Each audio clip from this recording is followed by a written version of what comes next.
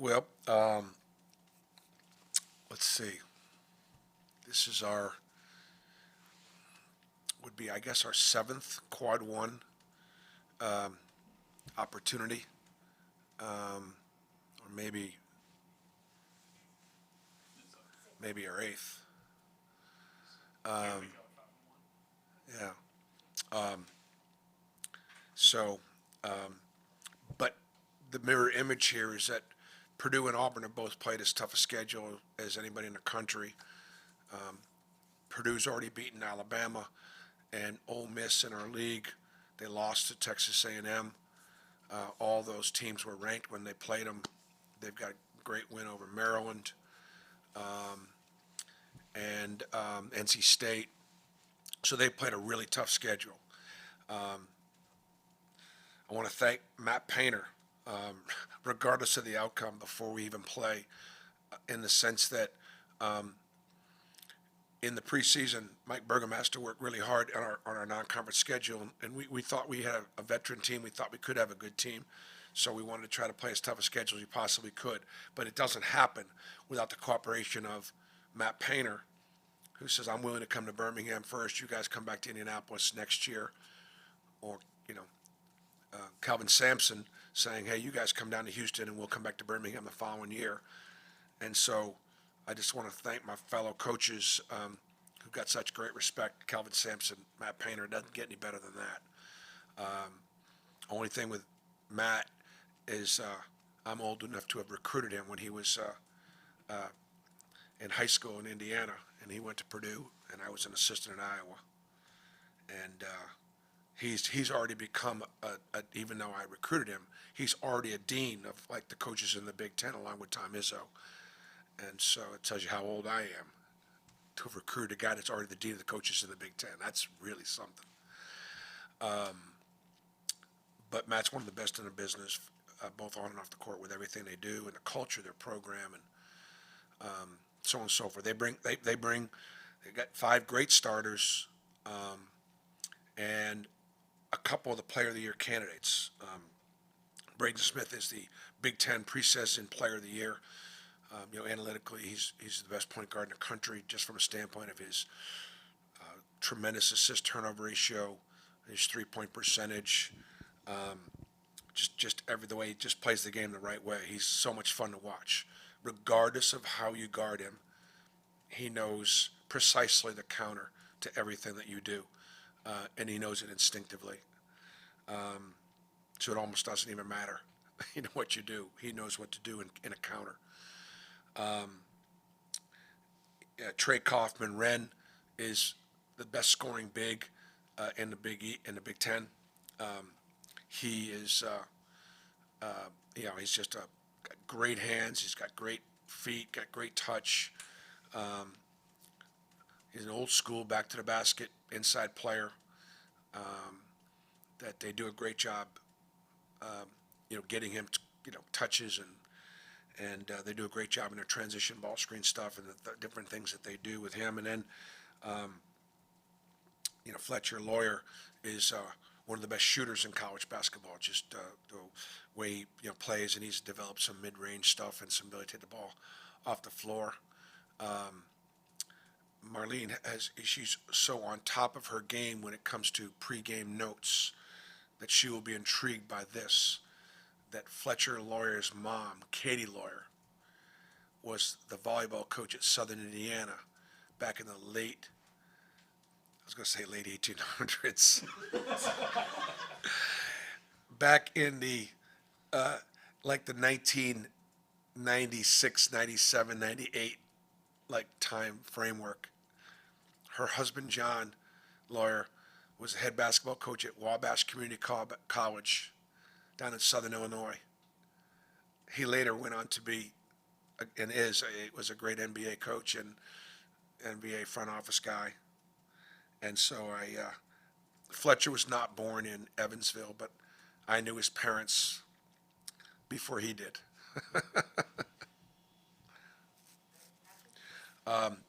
Janai, we got a positive report from the standpoint of no surgery required.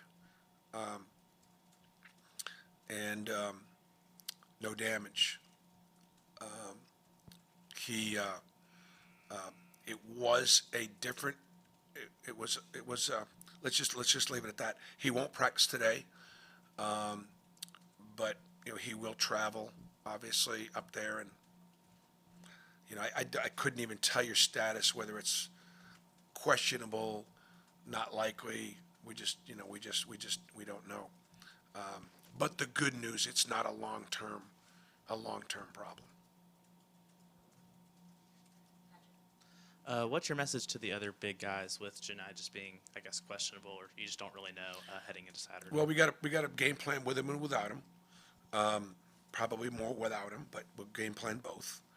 Obviously, we Purdue's a three-headed monster, and they've got some other guys that can play also. That can make shots and play really hard. And how they're going to play. They're not going to beat themselves.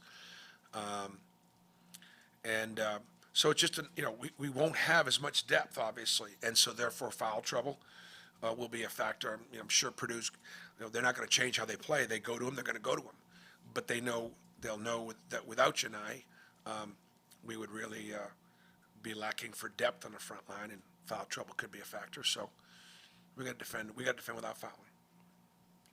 Coach, Tuesday you spoke on the rebounding category. How have you challenged the guys this week to prepare for Purdue and dominating the glass Saturday? Well, I thought Georgia State did a great job on the glass, and obviously playing against a Big Ten team, big physical team.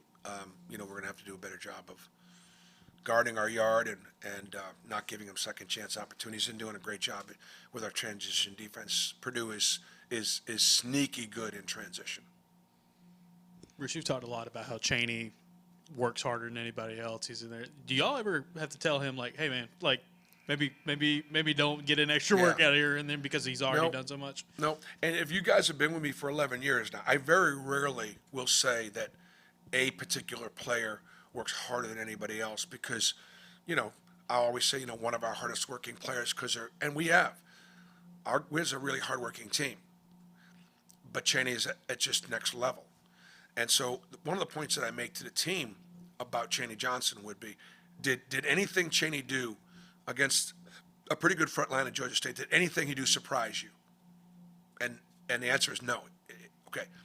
All right. Well, why did he do more in this particular game? Well, because Janai was out, and so we went to Chaney.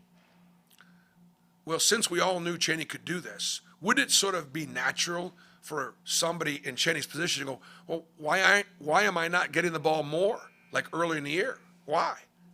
When we know he can do what he just did. And the answer is, that's what an Auburn man does. That's what an Auburn basketball player does. That's what Chaney Johnson does.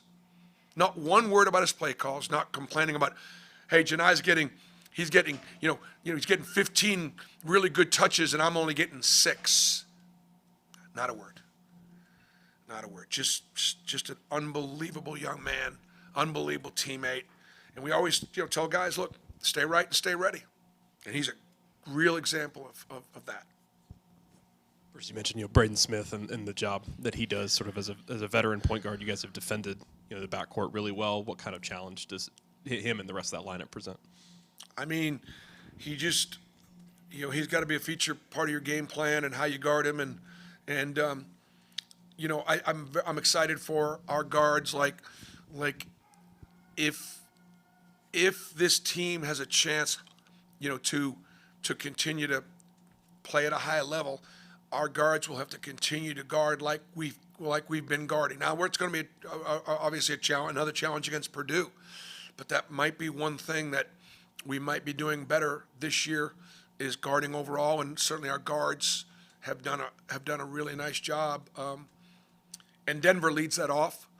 Chad Baker, Miles Kelly has always been a 3 guy, and now he's showing that he can be a 3-and-D guy. He's, and our freshman Tahad has improved so much. Shakai's improved defensively. Chris Moore's solid defensively as a guard spot. So if we can continue to guard like we've been guarding in the backcourt, it's going to really help this team continue to have a chance to win.